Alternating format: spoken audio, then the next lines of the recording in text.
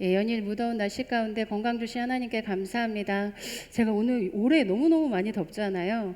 이렇게 더운데 5년 후에, 10년 후에, 또 20년 후에 이 땅을, 이 지구는 어떻게 될까라는 것을 우리가 생각하지 않을 수가 없습니다.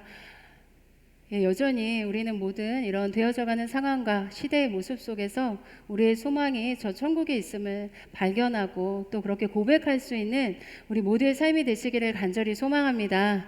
제가 할렐루야 할 때 우리 성도님들께서 아멘으로 화답하시면 없던 믿음도 생기게 될 줄로 믿습니다. 할렐루야, 할렐루야. 우리는 하나님을 찬양하기 위해서 지음받은 자들입니다. 할렐루야는 하나님을 찬양한다는 뜻이잖아요. 그때 우리가 아멘으로 화답할 때 그렇습니다, 맞습니다, 우리는 하나님을 예배하는 자들입니다. 하나님, 우리는 그 믿음으로 살아가는 존재들입니다. 세상이 당장 내일 어떻게 될지라도, 종말이 당장 올지라도, 예수님 오늘 올지라도 우리는 예수님을 기쁨으로 맞으며 그렇게 주님을 만날 수 있는 믿음의 사람들로 저와 여러분이 날마다 세워지시기를 간절히 소망합니다. 아멘. 오늘 말씀은 그 순간이라는 제목을 가지고 함께 은혜를 나누고자 합니다. 오늘 본문은 십계명에 관한 말씀이시잖아요. 이 말씀을 가지고 정말 위대한 이 순간을 어떻게 날마다 우리가 누려갈 수 있을까라는 어떤 우리 자신을 향한 그런 질문을 가지고 말씀을 열어가고자 합니다. TV에서 우연히 지금 이 순간이라는 그 코너를 보았습니다. 그 남진 씨 편이었어요. 남진 씨 편이었는데 인생을 살아오면서 한 3번 정도 내 인생에 있었던 전환점, 최고의 순간 3개 정도로 이렇게 나누어서 인생을 회고하고 돌아보는 그런 내용이었습니다. 의미가 있는 그런 프로인 것 같아요. 여기 계신 우리 모든 성도님들께서도 우리의 삶을 한번 돌아보면서 내 인생에 있었던 최고의 순간을 한 3가지 정도로 꼽아서 한번 생각을 해보시면 어떨까라는 생각이 들어집니다. 우리 예수님께서 이 땅에 인간으로 오셔서 그분이 살아내신 시간 동안 최고의 순간은 언제였을까라고 한번 우리가 적용해서 한번 생각을 해보겠습니다. 예수님이 이 땅에 오셔서 계시던 그 모든 시간, 짧은 시간이었지만 최고의 순간은 단연코 예수님께서 십자가에서 자신의 몸을 찢으시고 우리를 위해서 죽어주신 그 순간이 아니겠습니까? 예수님께서 자신의 몸을 찢으시면서 하늘과 땅이 흔들리고 성소의 휘장이 찢어지게 되어집니다. 그 휘장이 찢어지는 그 순간이 바로 어떤 순간이겠습니까? 바로 우리 예수님께서 모든 율법을 완성하신 순간이셨습니다.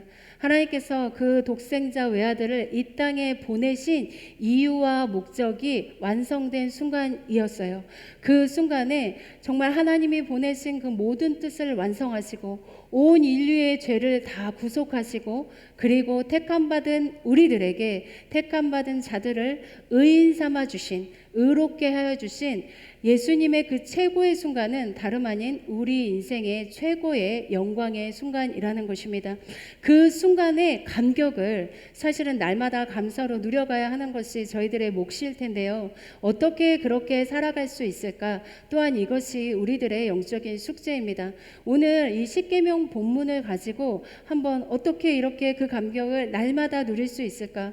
그 감격적인 순간을 날마다 감사로 또 예배로 드려지면서 살아갈 수 있을까? 이러한 질문을 가지고 오늘 말씀을 한번 열어가 보도록 하겠습니다. 예수님의 최고의 순간이신 십자가에서 몸을 찢으시는 순간, 반복해서 말씀드리지만 성소의 휘장이 찢어졌습니다. 그 휘장이 찢어짐으로 우리에게 가능케 된 일이 있었습니다. 그 일이 무엇이었습니까? 모세가 시내산에서 하나님으로부터 십계명을 받게 됩니다. 2 돌판에 한자 새겨서 주셨어요. 그리고 그 돌판에 새겨진 십계명은요, 보여지기 위해서 주신 것이 아닙니다. 물론 지키라고 주셨지만 이 십계명을 가지고 언약궤 안에 담아 놓으라고 말씀을 하셨습니다. 보여지기 위한 것이 아니라 그 십계명의 언약궤에 담겨져서 가려져 있고요. 특별히 성막 안 지성소에 있었습니다. 그것은 누구나 들어갈 수 없는 장소였잖아요. 대제사장만 들어갈 수 있는 그 장소, 바로 이 십계명의 언약궤 안에 담겨진 것은 하나님의 임재를 상징하고 있다라는 것입니다. 그 하나님의 임재, 이것을 그런데 모두가 누리는 것이 아니라 1년에 단 한 번 대제사장이 지성소 안으로 들어가서 하나님께 예배함으로 그 임재를 경험하게 되었습니다. 그런데 이 500년 동안은 움직이는 성막 안에 이 언약궤를 두게 하셨고요. 다윗 이후에 1500년 동안 움직이지 않는 성전의 그 언약궤가 지성소 안에 머무르게 하십니다. 결국 그 지성소 안에 언약궤 안에 두었던 이 십계명은 하나님의 임재를 상징하지만 누구나 자유롭게 들어갈 수 없었다라는 것입니다. 그렇다면 예수님이 그 몸을 찢으시고 성소의 휘장에 찢어지는 그 순간 우리에게 주시는 메시지가 무엇이겠습니까? 이제는 누구에게든지 모두에게 그 하나님의 임재를 누릴 수 있게 해 주셨다라는 것입니다. 오늘도 우리가 하나님을 예배하는 이 순간 하나님의 말씀이 떨어지고 우리가 기도할 때 성령 안에서 그분의 임재를 경험할 수 있도록 하나님 우리에게 은혜를 베풀어 주신 줄로 믿습니다. 하나님은 지금 우리에게 그 임재 안에서 우리와 함께 거하길 원하시는 그 뜻과 마음을 우리 가운데 주고 계신다라는 사실입니다. 오늘 이 본문 말씀을 통해서 우리가 하나님의 그 뜻을 마음을 좀 살펴보기를 원하는데요. 20장 1절 2절 말씀을 같이 한번 읽어보겠습니다. 20장 1절 2절입니다. 함께 읽겠습니다. 하나님이 이 모든 말씀으로 말씀하여 이르시되 나는 너를 애굽 땅 종되었던 집에서 인도하여 낸 내 하나님 여호와니라. 아멘. 나는 너를 애굽 땅 종되었던 집에서 인도하여 낸 내 하나님 여호와라. 저는 이 말씀 볼 때마다 구약에서 이 말씀 굉장히 많이 나오거든요. 조금 다른 표현이긴 하지만 같은 맥락의 말씀입니다. 나는 내 하나님이고 너는 나의 백성이다. 이 말씀을 얼마나 수십 번 반복하시는지 몰라요. 이 말씀을 하나님의 백성들이 정말 믿음으로 받아내지 못했기 때문에 계속해서 반복해서 말씀하셨다라는 것입니다. 나는 내 하나님이 되고 너는 나의 백성이 된다. 너는 나의 백성이 되리라. 이렇게 선포하신 하나님의 그 절절한 말씀이 십계명을 주시기 전에 하나님이 우리를 향하신 그리고 우리의 정체성이 무엇인지 다시 한번 분명하게 말씀하고 계신다라는 것입니다. 나는 너를 애굽 땅 종되었던 그 땅에서 너희를 건져낸 너희의 하나님 여호와니라. 이렇게 말씀하시는 하나님은 오늘도 여전히 우리를 향하여서 동일하게 말씀하고 계시는 줄로 믿습니다. 하나님이 우리 안에서 임재하기 원하시는 목적이 바로 이거예요. 하나님이 사람을 만드신 이유와 목적이 바로 이것입니다. 우리를 통하여서 내가 너를 지은 것은 너를 통해서 찬양받기 원합니다. 너희를 통해서 내가 예배받기 원한다. 이것은 우리 안에 임재하시고 우리와 함께하기 원하신다는 그 말씀과 그 뜻을 우리 가운데 말씀해 주고 계신다라는 것입니다. 애굽 땅 종되었던 집에서 인도하여 낸 내 하나님 여호와니라. 나는 내 하나님이 되고 너는 내 백성이다. 세계가 다 내게 속하였나니 내 언약을 지키면 모든 민족 중에 너희가 내 소유가 되겠고 제사장 나라가 된다. 이렇게 약속의 말씀을 주셨습니다.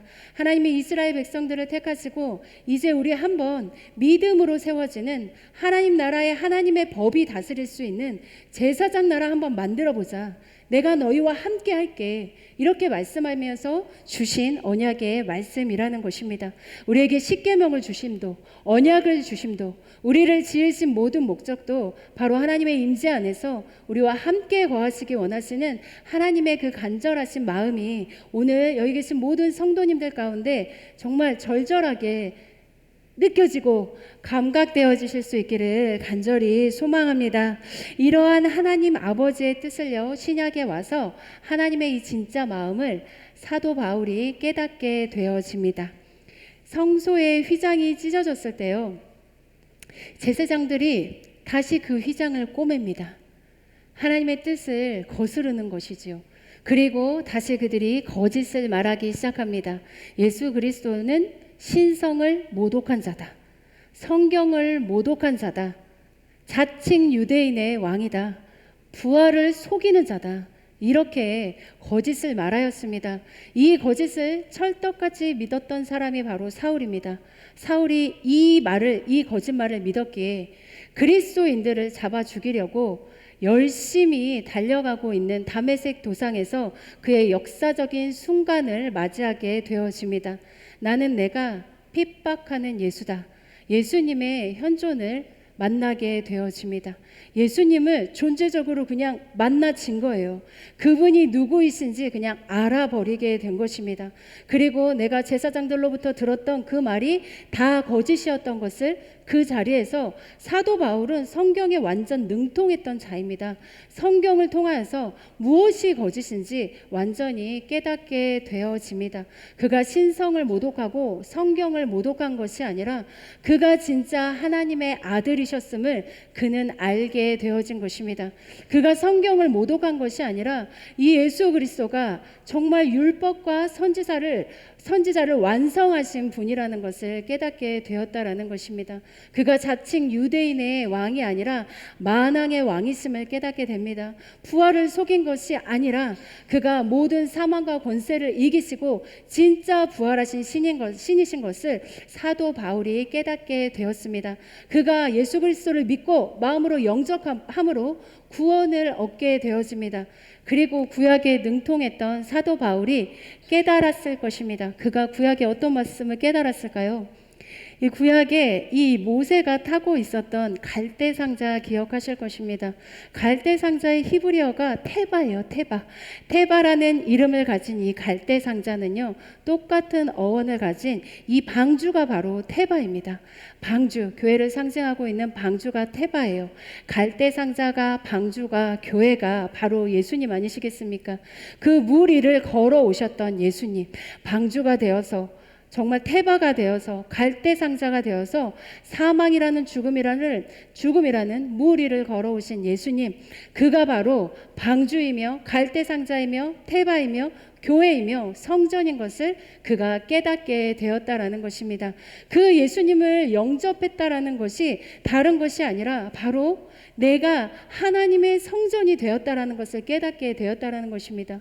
예수님이 내 안에 들어오심으로 말미암아 내가 바로 하나님의 성전이 되었다. 그분이 내 안에 임재하신다. 내가 그분과 함께한다. 이것을 완전히 그냥 알아버렸다라는 것입니다. 우리가 구원받으셨을 때요, 우리가 정말 회심하고 회개하고 그분을 인격적으로 만나셨을 때 동일한 영적인 체험이 모두 있으셨을 줄로 믿습니다. 그냥 알아지는 거예요. 그냥 우리가 존재적으로 그냥 알아지는 거. 그분이 하나님의 아들이시고 내 모든 죄를 사하시고 그리고 그분이 나를 구원하셨다라는 걸 그냥 알아지는 거. 그분이 내 안에 오셨다라는 것을 알아지게 된 것입니다. 그래서 사도 바울이 직후에 이런 고백을 합니다. 우리 말씀 같이 한번 읽어보실게요. 고린도전서 3장 16절입니다. 우리 띄워주시면 고린도전서 3장 16절 같이 한번 읽겠습니다. 너희는 너희가 하나님의 성전인 것과 하나님의 성령이 너희 안에 계시는 것을 알지 못하느냐. 아멘. 내가 바로 내 안에 하나님의 성전이 임하신 거구나. 이 말씀을 우리 가운데 지금 선포하고 그리고 자신의 믿음을 고백하고 있는 것입니다. 바로 우리가 하나님의 성전인 줄로 믿습니다. 그렇다면 이 성전 안에 하나님의 성령께서 임재하고 계신다라는 것입니다. 그 임재의 목적은 다른 것이 아니라 바로 우리와 함께하기 원하신다. 우리와 오늘도 함께하기 원하신다. 이것이 우리 안에 거룩한 감격으로 날마다 그 최고의 순간을 누리는 복으로 우리 모두에게 임하시기를 간절히 소망합니다. 얼마나 함께하기 원하시는지 예수님의 이름 안에 함께라는 의미를 담으셨어요. 우리 그 말씀이 마태복음 1장 23절에 있습니다. 우리 마태복음 1장 23절 같이 한번 읽어보겠습니다. 보라, 처녀가 잉태하여 아들을 낳을 것이요 그의 이름은 임마누엘이라 하리라 하셨으니 이를 번역한즉 하나님이 우리와 함께 계시다 함이라. 아멘. 임마누엘, 이것이 바로 우리 주 예수 그리스도의 이름이십니다. 우리와 함께 하기 원하신다는 하나님의 뜻을 담으셨어요. 때때로 힘들고 어려운 모든 상황 가운데 우리에게 이렇게 위로의 말씀을 주십니다. 신명기 3장 16절인데요. 우리 같이 한번 읽어보겠습니다. 신명기 3장 31장 6절입니다.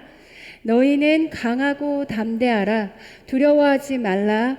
그들 앞에서 떨지 말라. 이는 내 하나님 여호와와 그가 너와 함께 가시며 결코 너를 떠나지 아니하시며 버리지 아니하실 것임이라 하고. 아멘.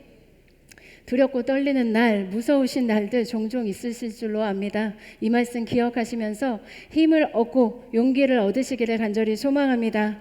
우리를 사명으로 보내실 때도 같은 말씀 메시지 주셨습니다. 마태복음 28장 20절입니다. 마태복음 28장 20절 말씀 같이 한번 읽겠습니다. 내가 너희에게 분부한 모든 것을 가르쳐 지키게 하라. 볼지어다 내가 세상 끝날까지 너희와 항상 함께 있으리라 하시니라. 아멘. 예, 동일한 메시지 우리에게 계속해서 반복해서 주시는 메시지, 내가 너희와 함께 있으리라. 예수님께서 우리와 함께 하십니다. 우리 안에 성령께서 임재하시고 날마다 우리와 함께 하시다고 성경 내내 말씀해 주고 계시는 줄로 믿습니다. 우리가 우리의 성전이 그러나 거룩할 때, 우리의 성전을 거룩하게 우리가 잘 관리해 나갈 때 우리는 하나님의 이 임재 안에 하나님과 함께 머무를 수 있을 것입니다. 이 말씀을 레위기 11장 45절에 이렇게 말씀하십니다.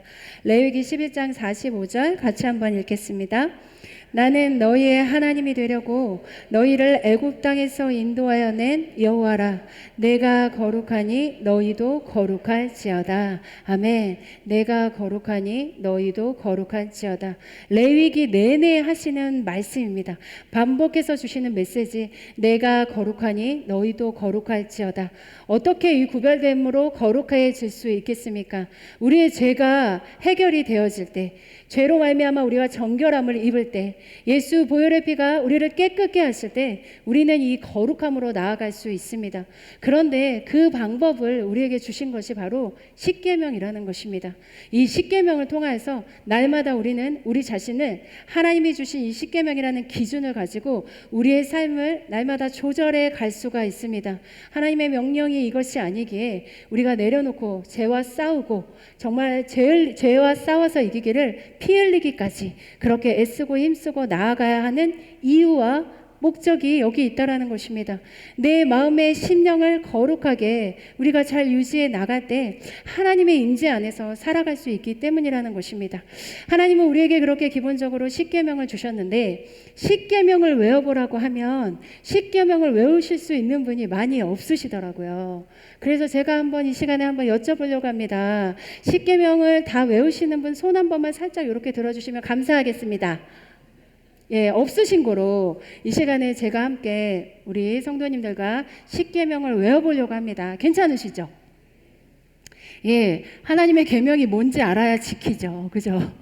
자, 간단하게 우리 한번 외워보려고 합니다. 쉽게 갈 거예요. 쉽게.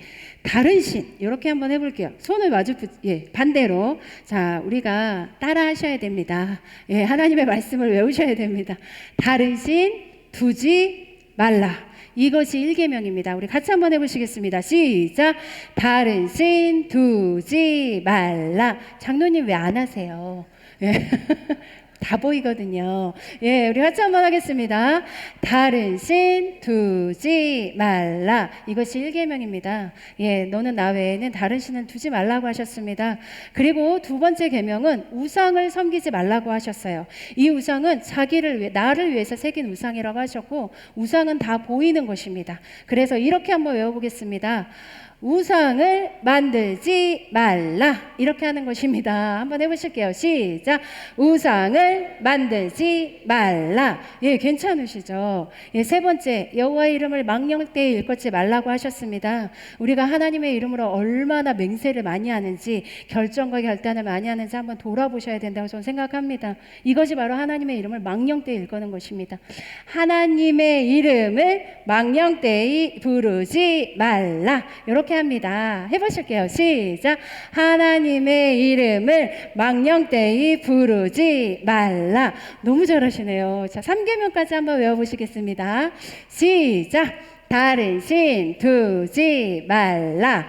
우상을 만들지 말라. 하나님의 이름을 망령되이 부르지 말라. 다 외우셨습니다. 예, 4계명까지가 대신계명이죠. 4계명까지만 한번 해보실게요. 안식일을 기억하여 거룩히 지킵니다. 안식일은 원래 제7일이죠. 안식일을 지키라. 이렇게 합니다. 시작. 안식일을 지키라. 예, 5계명은 부모님을 공경하라입니다. 예, 배꼽손 하시고 부모님 공경하라. 이렇게 한번 하시겠습니다. 부모님 공경하시면 땅에서 잘 되고 장수하십니다. 믿으시죠? 예, 말씀하셨으니까 우리 믿어야 되겠죠. 자, 부모님 공경하라 하시겠습니다. 시작. 부모님 공경하라. 한 다음에 이건 중요한 건데요. 요즘에 중요한 건데요. 칼을 잡으세요. 칼을. 큰 칼을 잡으시고, 예, 나를 찌르는 것입니다. 살인하지 말라. 이렇게 하시겠습니다. 시작. 살인하지 말라. 나를 죽여서도 안 되고 남을 죽여서도 안 되고 누군가 미워하는 것만으로도 살인한 것이라고 말씀하셨습니다. 우리는 이 계명을 지켜야만 되겠습니다. 예, 살인하지 말라. 그 다음에 간음하지 말라예요. 간음하지. 예, 아내와 부인이 둘이면 안 됩니다. 간음하지 말라. 이렇게 하겠습니다. 시작. 간음하지 말라. 예, 외간 여자를 보고 음욕만 품어도 간음이라고 하셨습니다. 지금 우리에게 정말 위험한 것은 영적 간음입니다. 두 주인을 섬기는 것인데요. 이것을 굉장히 하나님께서 우리에게 깊이 말씀하시는 내용들이 많이 있습니다. 간음하지 말라. 한 번만 더 하실게요. 시작. 간음하지 말라. 도둑질하지 말라입니다. 그 다음에 도둑질은 뒤로 숨기는 것이죠. 도둑질은 남의 것을 훔치는 것이기도 하지만 하나님의 것을 훔치는 것도 그 범주에 포함을 합니다. 하나님 여호와의 것을 훔치는 것은 하나님께 드리는 11조와 봉헌물이라고 하셨습니다. 이것을 훔치는 것도 우리가 이 계명을 범하는 것입니다. 도둑질하지 말라. 시작. 도둑질 말라. 도둑질 말라. 예, 웃으면서 할 일이 아니죠. 그죠? 예. 예, 마지막으로 우리 나 외에 다른 사람이 이웃이니까요. 이웃에게 거짓 증거 말라 하시겠습니다. 시작. 이웃에게 거짓 증거 말라. 마지막은요. 이웃의 집을 탐내지 말라입니다. 마지막만 해보실게요. 시작. 이웃의 집을 탐내지 말라. 예, 그렇습니다. 십계명에 담겨져 있는 하나님 우리에게 주신 계명들을 사실은 이겨내기 힘든 것도 많이 있습니다. 그런데 제가 오늘 이것을 굳이 한 이유는 이 계명을 우리가 정말 믿음으로 이기고 승리하며 나아갈 때 사실은 죄를 이기기 위해서 싸운, 하나님 의지하고 싸운 이것으로 인하여서 우리 안에 이 영적인 임재를, 하나님의 임재를, 성령의 우리 안에 충만히 임하심을 경험할 수 있게 되더라는 것입니다. 이렇게 승리하며 나아가실 수 있는 저와 여러분 되시기를 간절히 소망합니다. 제가 아침에 눈을 떴는데 이런 생각이 마음에서 우러나왔어요. 나는 누구? 여긴 어디? 이런 고백이 나왔어요. 갑자기 우리 안에 이렇게 어떤 내 존재 자체의 허무함, 허망함, 어떤 인생의 허무함 이런 것들이 몰려오실 때 있잖아요. 이런 생각들이 우리를 향해서 달려올 때 사단이 그 감정을 타고 훅 들어옵니다. 우리의 생각을 사로잡고 따로 다운되고 정말 우울해지고 우리가 깊이 막 막 땅으로 들어갈 것 같은 때가 있습니다. 그런데 그때마다 기억하실 수 있기를 원합니다. 예수님 붙잡으시고 내 안에 임재하신 하나님, 내 안에 임재하신 성령님, 하나님의 말씀을 붙잡고 우리는 영원하신 저 천국을 향하여서 오늘도 소망을 가지고 달려간다. 우리가 이곳에 있든 어느 곳에 있든 때로는 선교지에 있든 그곳이 우리 안에 계신 성전된 하나님의 나라인 줄로 믿습니다. 그 하나님의 붉은 밧줄 대신, 붉은 줄 대신 구원의 줄을 붙잡고 날마다 승리하시는 저 여러분 되시기를 간절히 소망합니다. 아멘. 기도하시겠습니다. 하나님 감사합니다. 주님의 임재 안에 머무르기를 원합니다. 하나님의 거룩한 말씀 안에서 그 충만하신 가운데 저희들 살아가기를 간절히 소망합니다. 그것은 다른 것이 아닌 우리의